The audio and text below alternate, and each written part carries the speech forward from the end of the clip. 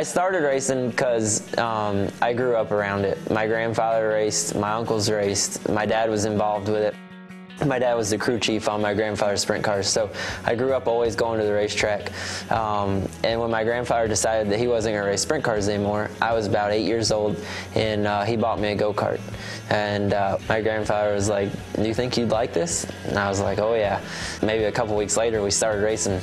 I raced go-karts up until I was 15, and at 15 I started racing open-wheel modifieds, and raced open-wheel modifieds for a few years, and then moved into super late models. And I raced super late models even while I was going to college, up until I got the opportunity through Joe Gibbs Racing to move to North Carolina to race a late model stock for them. Two things on my bucket list. One would have to be to go to the Swiss Alps. I'd love to go out of this country to go snow skiing. I've skied a lot of places in the U.S. and I love to snow ski. There's something surreal about being on top of a mountain with no cell phone service, and to be up there and just be able to look down and see nothing but white powder. And then two, I'd really like to skydive. I've had the opportunity, and I'm going to probably put myself out there by saying this, but I drove the Army car a few years ago, and the Golden Knights asked me if I would like to go skydiving, and I turned them down. I feel like an idiot for doing that, because I think that out of all the jumps that they've ever done, I think like maybe 2 times they've had an injury, and I think it's been like a sprained ankle from a bad landing. So they're really, really safe. They have a 0% casualty rate. So I should have done it, but I chickened out. I'm petrified of heights, and so I figured that jumping out of a perfectly good airplane at 10,000 feet was probably not the smartest choice. But if I could go back and do it, I would probably do that.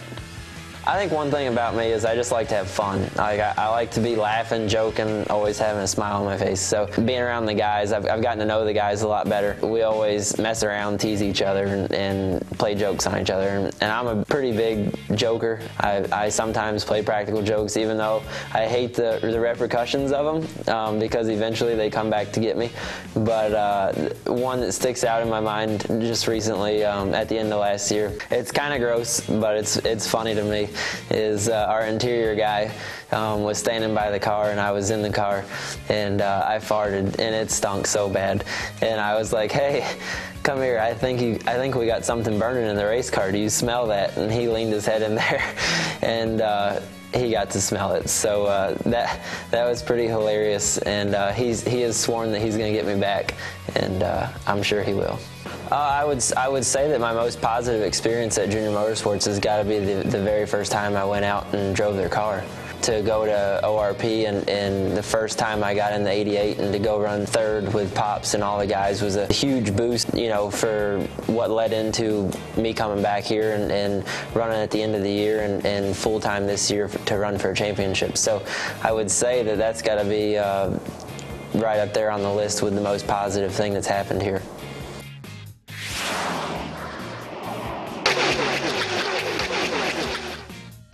Play the Nationwide Insurance Code Spotter Sweepstakes for your chance to win a one-of-a-kind Junior Motorsports Pit Crew VIP experience, including a weekend of NASCAR Nationwide Series racing in Daytona Beach.